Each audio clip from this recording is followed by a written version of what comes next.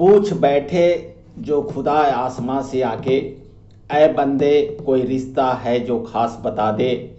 कहूँगा फख्र से मैं एक बिटिया का बाप हूँ, इससे भी कोई खास रिश्ता हो तो तू मुझे बता दे।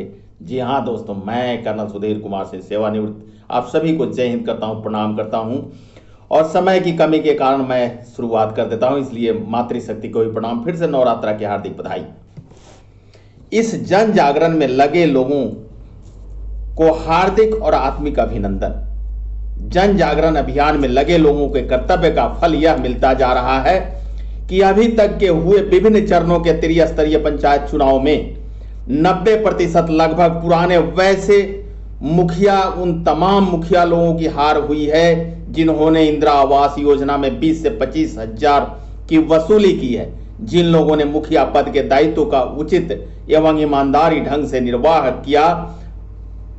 जनता जनार्दन ने वैसे प्रतिनिधियों को फिर से चौकीदार बनाया या जनादेश दिया।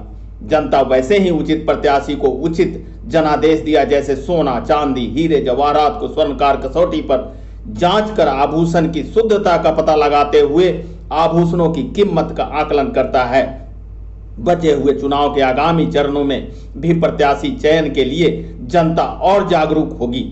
मित्रों, सहयोगियों, शुभचिंतकों एवं जन जागरण में लगे लोगों की आई प्रतिक्रिया के आलोक में जनता ने अपने प्रत्याशी के चयन में जिस कसौटियों का उपयोग किया है वे इस प्रकार हैं। जनता प्रत्याशियों से वोट मांगने जाने के क्रम में अब निर्भीक होकर पूछने लगी है कि आपकी योग्यता क्या है, आपका राजनीति में कब, कैसे और किस लिए पदार्पण हुआ। जनता उनसे अब पूछती है, उम्र पूछती है तथा उनके उम्र की आधी अवधि का चारित्रिक इतिहास भी जानना चाहती है।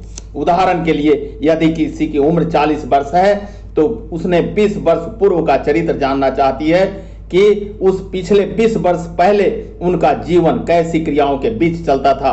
क्या कोई मात्र 5-7 वर्ष पहले ठगी, उचक्कापन, समाज विरोधी कार्य में व्यस्त थे अथवा सामाजिक कार्य पहले से करते आ रहे थे। जनता अनेक प्रकार की शंकाओं को प्रत्याशियों से अब खुलकर पूछने लगी है। इस तरह से वह जानकर संतुष्ट होती है कि क्या कोई प्रत्याशी जेल गया है तो वह अपराध में जेल गया था या सामाजिक कार्य के चलते जेल गया था या आंदोलन में जेल गया था। यदि आंदोलन के प्रति गया रहता है तो उसके प्रति श्रद्धा आती है और यदि अपराध के प्रति जेल गया होता है तो उसके प्रति नफरत पैदा होती है। जनता अब यह भी पूछकर संतुष्ट होना चाहती है कि यदि प्रत्याशी को जनादेश मिला तो उनके पास कृषि के विकास के लिए, स्वास्थ्य, शिक्षा, सुरक्षा इत्यादि के लिए पंचायती राज अधिनियमों के तहत कौन सी संकल्पनाएं हैं। प्रत्याशी के उत्तर से संतुष्ट होने के बाद ही मतदाता अपना निर्णय लेते हैं।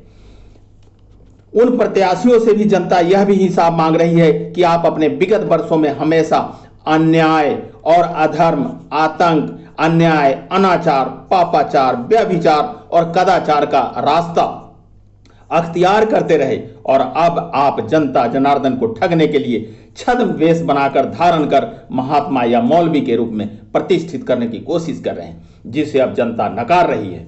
चुनाव में जो अवैध राशि खर्च की जा रही है और चुनाव को खर्चीला ऐसे ही लोगों द्वारा बनाया जा रहा है क्योंकि ऐसे लोगों के पास चरित्र नहीं होता और वे अपने चरित्र को ढकने के लिए पैसे के बल पर वोट प्राप्त करना चाहते हैं। दूसरा कारण यह है कि कुकर्म से ही काला धन पैदा होता है और काला धन ऐसे ही समाज के विरोधी कार्य करने वालों लोगों के पास होता है। चूंकि ईमानदारी की कमाई से काला धन नहीं हो सकता तथा ईमानदारी से धन का उपार्जन करने वाले कभी भी वोट की खरीदारी और दृष्टि नहीं डालते, इसलिए मतदाताओं के बीच पैसे, मुर्गा, दारू, शराब बांटे जाते हैं जो जनता की इच्छा के विपरीत हो जाती है और वोट भी नहीं देते हैं। इसलिए मेरा निवेदन है कि उनसे बच करके रहें। खासकर मतदाता इस बात को गहराई से परखते हैं कि प्रत्याशी के लिए मत मांगने वाले भाड़े पर लाए गए सहयोगी नशेड़ी, चोर, उचक्के हैं या समाज सेवा की सेवा भावना से स्वयं स्फूर्त विद्वान समाजसेवी कार्यकर्ता साथ में हैं। अर्थात जिन प्रत्याशियों के संग जैसे सहयोगी घूमते हैं उन्हीं के आलोक में मतदाता अपने मन में वोट देने के प्रति मन बनाता है। विश्वास है कि जन जागृति में लगे लोगों के प्रयास से बुरे लोग 100% बाकी के चरणों के चुनाव में नकार दिए जाएंगे। इन्हीं शब्दों के साथ मैं हमेशा की तरह अपने बिहार की परिकल्पना, जय बिहार जय विकास।